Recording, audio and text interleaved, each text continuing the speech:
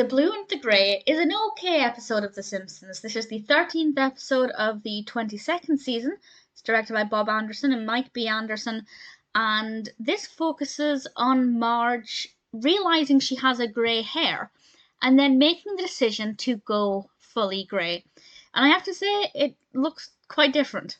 Not bad different, but it does make the character look older.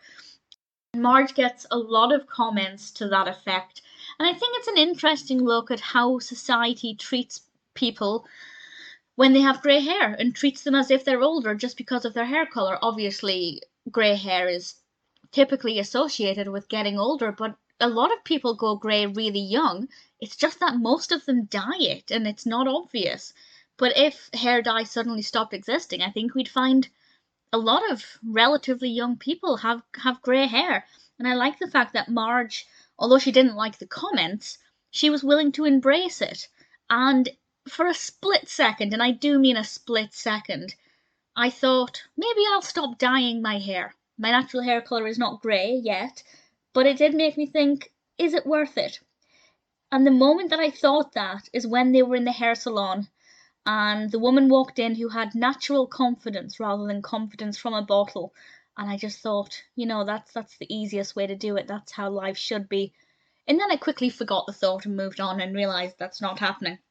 But I do think it presented some interesting and some thought-provoking ideas, both for people like me who regularly dye their hair and also for people who perhaps might judge somebody based on having grey hair. So I think they handled it really well.